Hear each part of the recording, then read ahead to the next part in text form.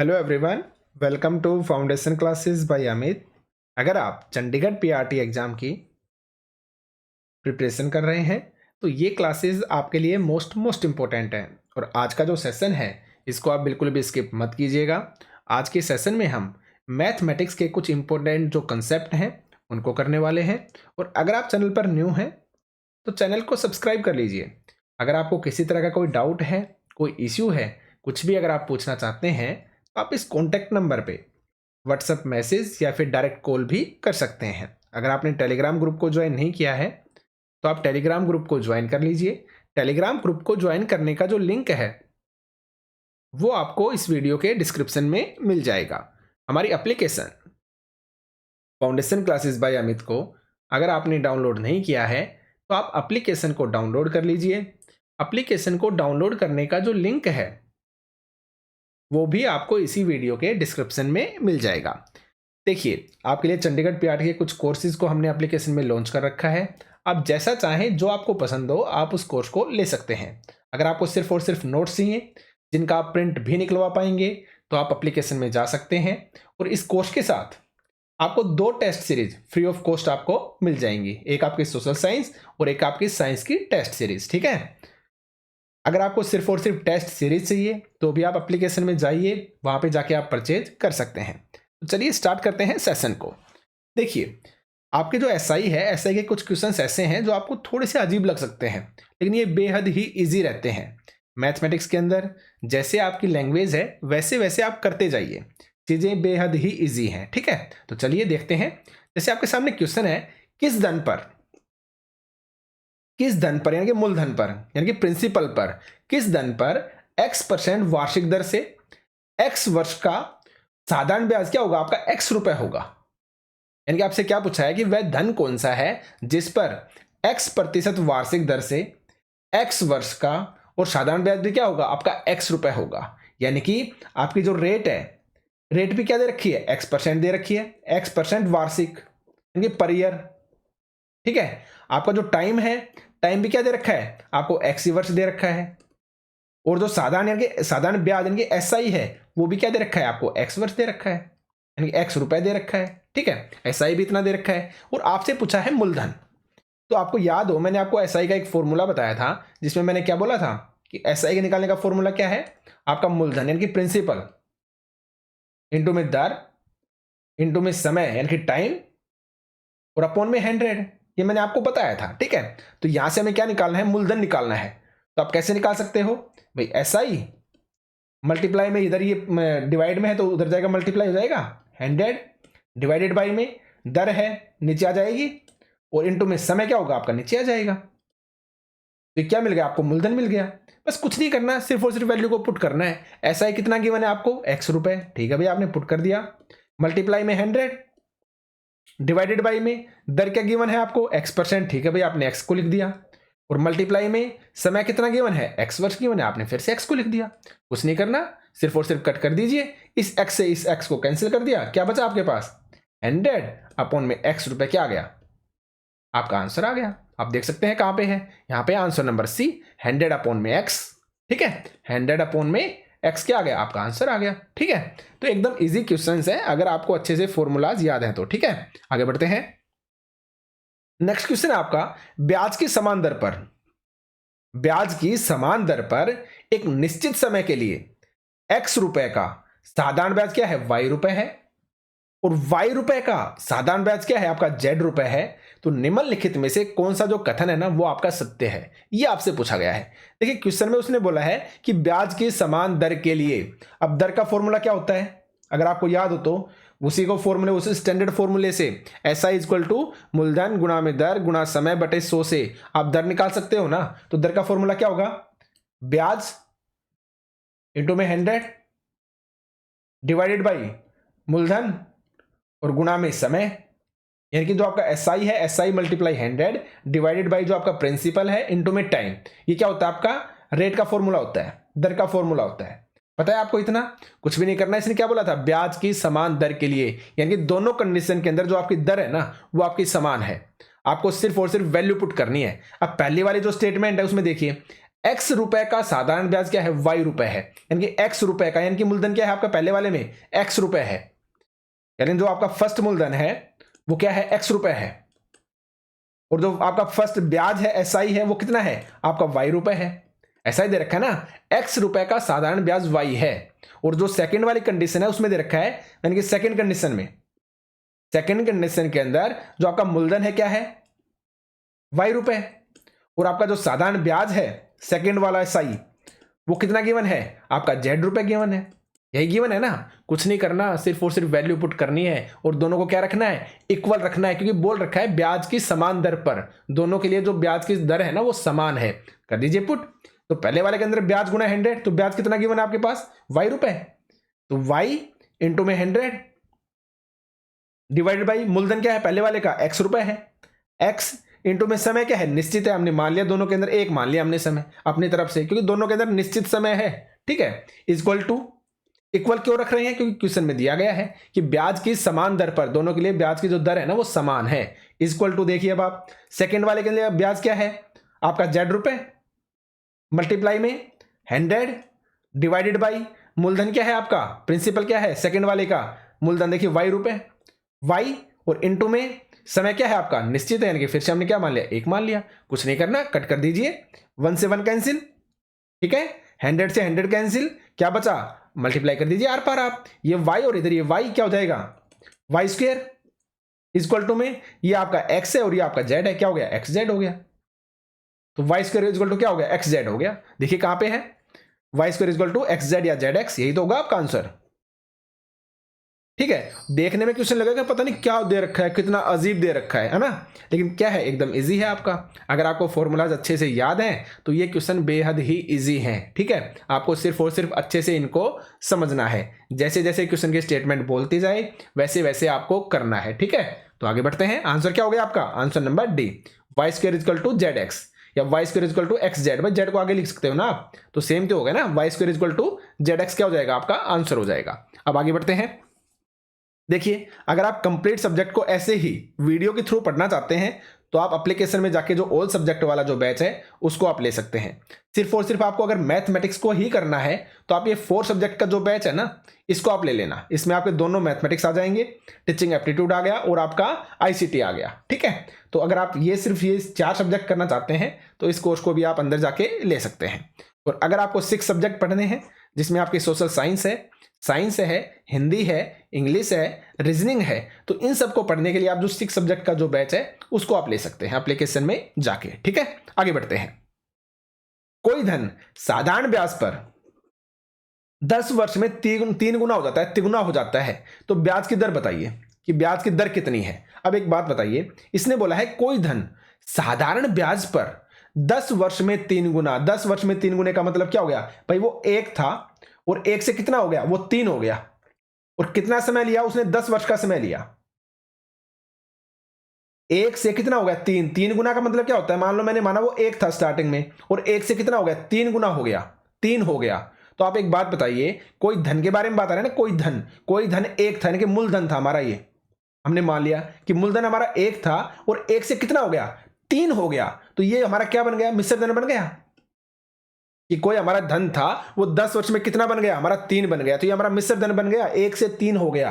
तो एक बात बताइए मुझे, जो बीच का जो गैप है कितना है, 2 रुपए है या 2 का गैप है, ये हमारा क्या है, ये हमारा साधारण ब्याज नहीं है,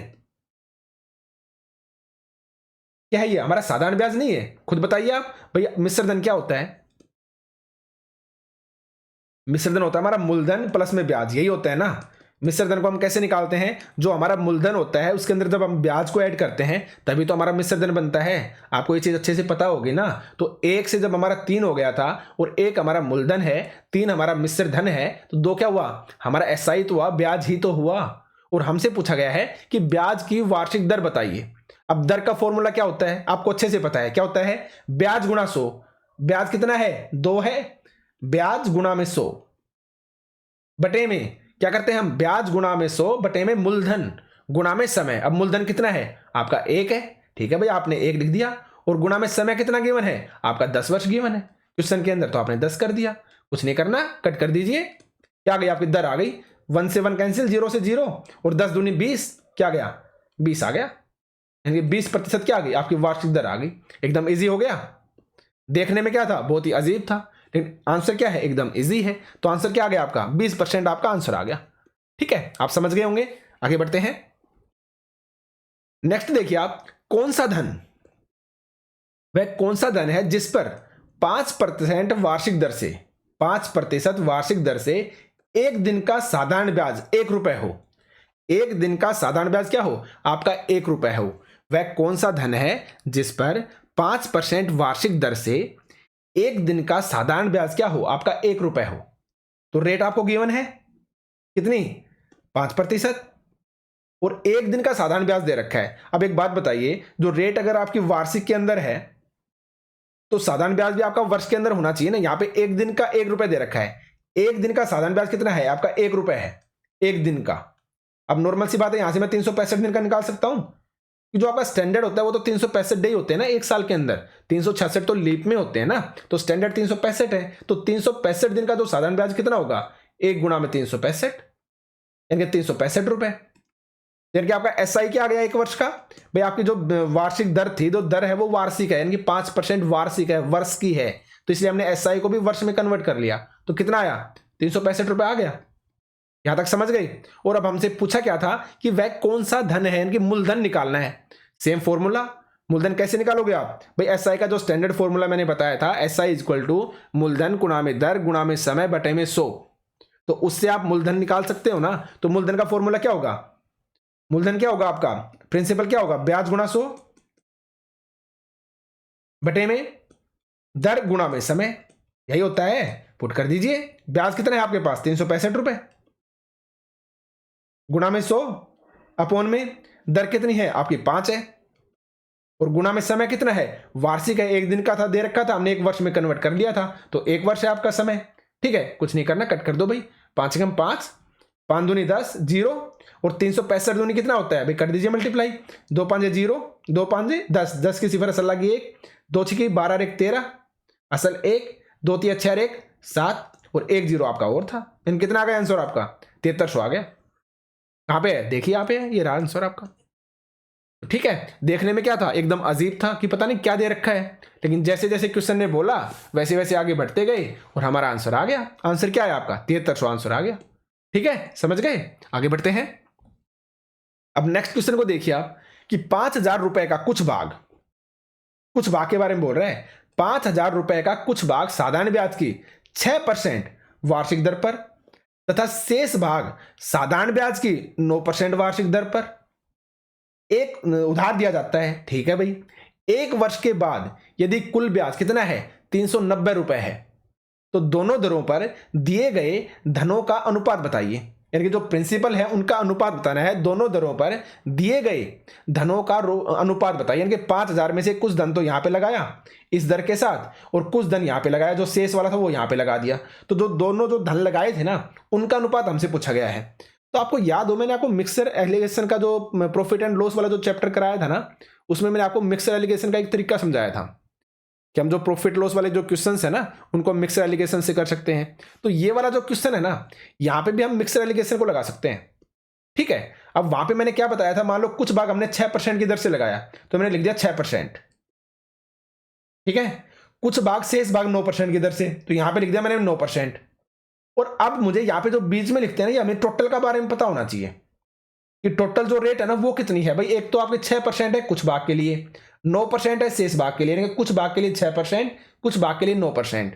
तो यहां पे हमें टोटल का पता होना चाहिए, तो टोटल के हम निकाल सकते हैं, बिल्कुल निकाल सकते हैं। क्यों, क्योंकि हमारे पास कुल ब्याज गिवन है, तो कुल ब्याज हो गया 390, और बटे में जो कुल हमारा मूलधन है वो कितना है 5000, और गुना में क्या कर देंगे हम 100 कर देंगे, क्या जाएगी हमारी रेट आ जाएगी। कीजिए आप, 0 से 0 कैंसिल, इस 0 से इस 0 को कैंसिल कर दीजिए, इस 0 से ये 0 कैंसिल, 5 से करिए, 5 7 35, 4 और 5 8 40, क्या गई 7.8 आ गई। तो 7.8 क्या आ गई आपकी रेट आ गई टोटल के लिए। और उसके बाद मैंने क्या बताया था, एक चीज मैंने आपको और बताई थी मिक्सर एलिगेशन में, कि जो बीच में जो वैल्यू होती है ना वो 1 से तो बड़ी मिलेगी और 1 से छोटी मिलेगी। आप देख भी सकते हैं, 6 से तो क्या है बड़ी है, और 9 से क्या है छोटी है। ठीक है, अब इसके बाद हमें कुछ नहीं करना, सिर्फ और सिर्फ इनको माइनस करना है। यानी 7.8 में से 6 को माइनस कीजिए, क्या बचेगा आपका? 7.8 में से अगर आप 6 को माइनस करते हैं तो 1.8 बचेगा, बच गया। अब 9 में से 7.8 को आप करिए, क्या करोगे, कितना बचेगा? 1.2 बचेगा। अगर आप 9 में से 7.8 को अगर माइनस करते हैं तो 1.2 बचेगा आपका, ठीक है। दशमलव से दशमलव कैंसिल, कट कर दीजिए, कितने जाएगा? अब आप इसको किससे कर सकते हैं? 6 दूनी 12 और 6 तिया 18, क्या आ गया? 2:3 आ गया आपका आंसर।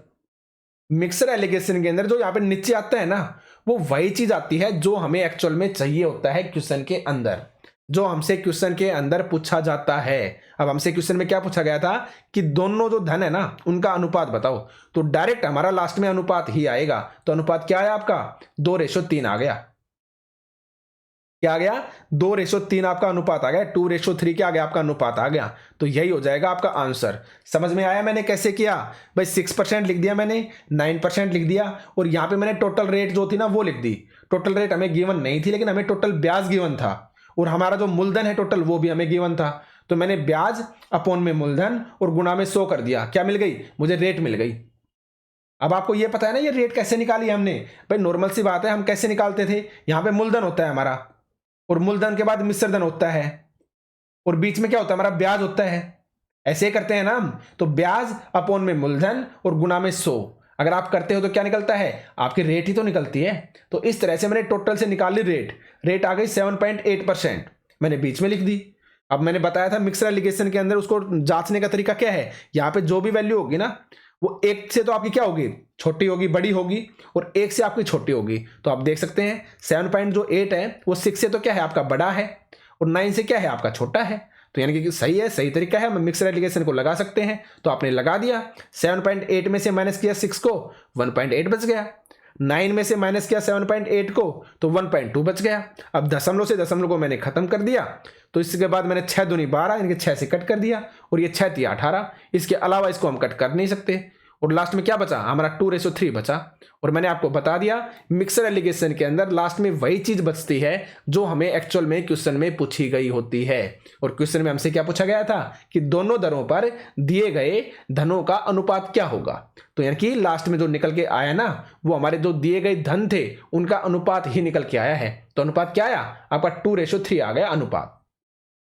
ठीक है। अगर आपको यहां से ये पूछे ना कि एग्जैक्ट वो धन भी हमें बताइए, तो जो 2:3 अनुपात किसका आया है?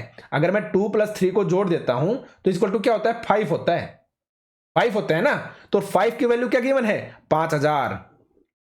भाई कुछ धन लगाया था यानी कि 2 रेशियो में यहां पे लगा दिया, 3 रेशियो में यहां पे लगा दिया, तो टोटल रेशियो में कितना लगाया? 5 रेशियो लगाया ना। और हमें अकॉर्डिंग टू क्वेश्चन गिवन कितना है? 5000 गिवन है। यही तो रुपए थे जो हम कुछ कुछ भाग करके लगा रहे थे। यानी कि 5 की वैल्यू कितनी है? आपकी 5000 है। तो 1 की वैल्यू क्या होगी? 1000 होगी। तो इसी तरह से 2 की वैल्यू क्या हो गई? 2 को आप 1000 से मल्टीप्लाई करोगे 2000। यानी कि कुछ भाग तो आपने 2000 लगाया था, और जो कुछ भाग सेकंड वाला जो शेष लगाया था वो आपने कितना लगाया था? 3 को फिर से 1000 से मल्टीप्लाई कर दो, कितना लगाया था आपने? 3000 लगाया था। तो अगर वो आगे क्वेश्चन पूछता ना इसके आगे कि मुझे एग्जैक्ट धन भी बताओ कितना लगाया है, तो वो भी आप निकाल सकते थे। ठीक है ना। तो आप समझ गए होंगे। तो देखिए ये आपके क्वेश्चंस थे। ठीक है। तो इस तरीके से हमने वीडियो के अंदर सभी चीजों को कवर कर रखा है। जो चीजें शेष हैं उनको हम धीरे धीरे कवर कर रहे हैं। एग्जाम से पहले सारी चीजें आपकी हो जाएंगी। ठीक है। तो अगर आप किसी भी कोर्स को बाय करना चाहते हैं तो एप्लीकेशन में जाके आप कर सकते हैं। बाकी क्वेश्चंस की अच्छे से आप प्रैक्टिस कीजिए, चीजें ईजी हैं, आराम से हो जाएंगी। तो सेशन में सिर्फ इतना ही। Thank you.